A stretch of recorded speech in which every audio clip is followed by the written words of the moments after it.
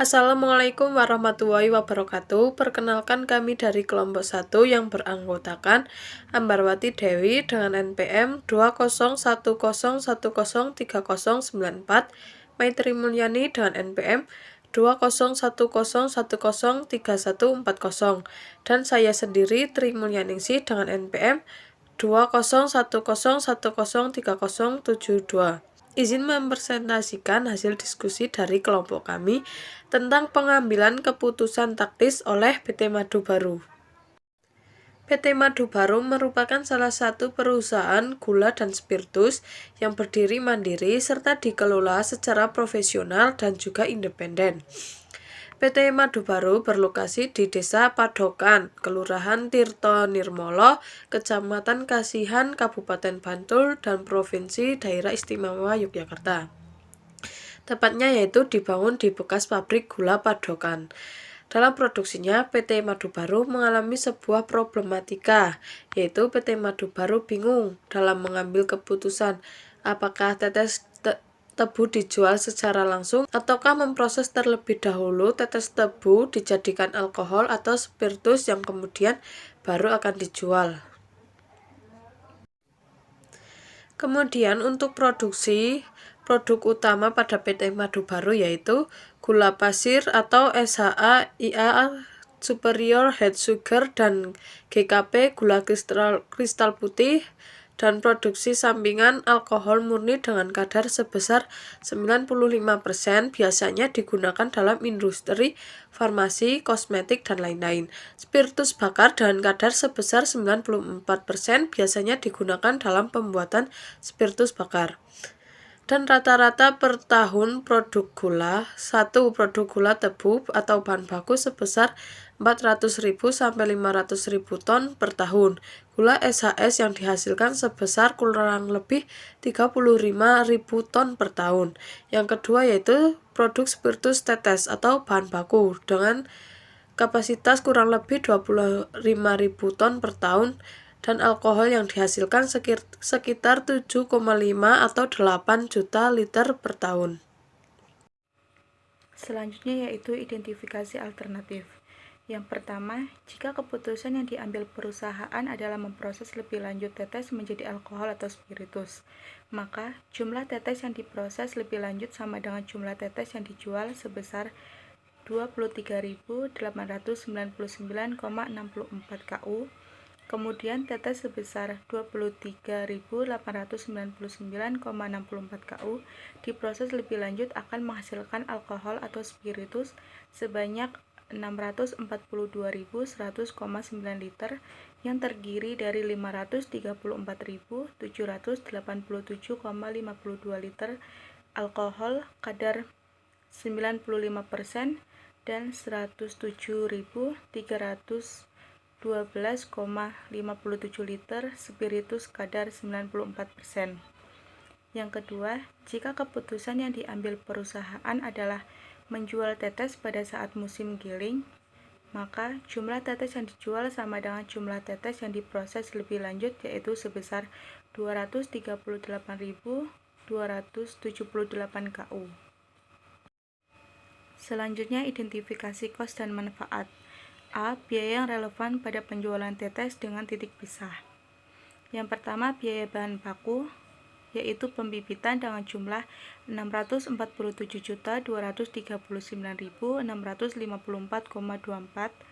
Kemudian tebu giling dengan jumlah 2.871.875.829. Yang kedua yaitu biaya tenaga kerja langsung, yaitu biaya gaji karyawan pelaksana dengan jumlah 967.288,302,98. Kemudian upah karyawan kerja waktu tertentu atau KKWT dengan jumlah 978.218.034,60.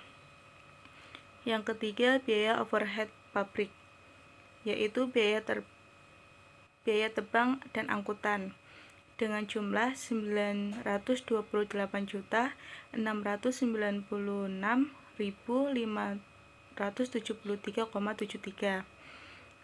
Kemudian biaya eksploitasi angkutan motor dengan jumlah 276.960,42.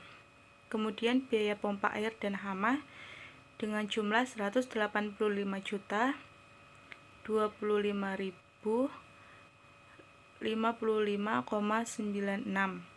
Kemudian biaya bahan pembantu fabrikasi dengan jumlah 329.961.430,96. Kemudian biaya bahan bakar dengan jumlah 2.213.114,53. Kemudian biaya bahan dan peralatan KO atau karena obat dengan jumlah 98.551.200,77. Kemudian biaya pemeliharaan mesin dan instalasi dengan jumlah 2.556.104.695,9.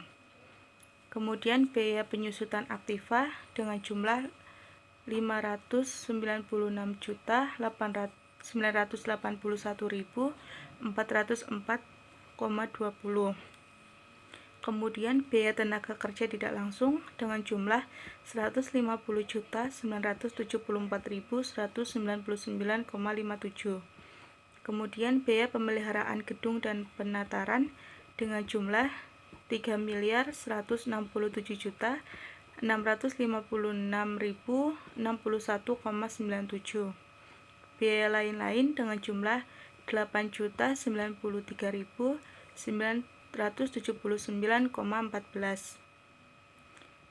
Total biaya produksi yaitu 15.969.289,8. Selanjutnya B. Biaya tambahan untuk menghasilkan produk lebih lanjut yaitu alkohol atau spiritus. Yang pertama, biaya tenaga kerja langsung, yaitu biaya gaji karyawan pelaksana dengan jumlah 715.865.617,76. Kemudian upah karyawan kerja waktu tertentu atau KKWT dengan jumlah 516.530.202. Yang kedua yaitu biaya overhead pabrik, yaitu biaya bahan pembantu fabrikasi dengan jumlah 15.537.367.953. Kemudian biaya bahan bakar dengan jumlah 6.332.524.209. Kemudian biaya bahan dan peralatan KO atau karena obat dengan jumlah 155.529.879,29. Kemudian biaya pemeliharaan gedung dan penataran dengan jumlah 263.793.788,5. Kemudian biaya pemeliharaan mesin dan instalasi dengan jumlah 1.087.793.845,12. Kemudian biaya pembungkusan dan angkutan dengan jumlah 29.916.395. Kemudian biaya X angkutan motor dengan jumlah 533.345.385,58. Kemudian biaya penyusutan aktiva dengan jumlah 306.985.836,30. Kemudian biaya tenaga kerja tidak langsung dengan jumlah 5.784.966.012,44. Biaya lain-lain dengan jumlah 30.000. Total biaya produksi yaitu 31.294.349.123,54. Selanjutnya, informasi terkait biaya dan manfaat yang relevan untuk setiap alternatif. Biaya produksi atau titik pisah. Alternatif pertama menjual tetes dengan titik pisah yaitu 15.999.846.289. Alternatif kedua memproses lebih lanjut tetes menjadi alkohol atau spiritus yaitu 15.949.846.289. Kemudian diferensiasi bila memilih alternatif kedua yaitu 15.999.846.289. Kemudian biaya tambahan. Alternatif pertama menjual tetes dengan titik pisah yaitu kosong. Kemudian alternatif kedua memproses lebih lanjut tetes menjadi alkohol atau spiritus yaitu 31.294.349.123,54. Kemudian diferensiasi bila memilih alternatif kedua yaitu 31.294.349.123,54. Totalnya, alternatif pertama menjual tetes dengan titik pisah yaitu 15.999.846.289.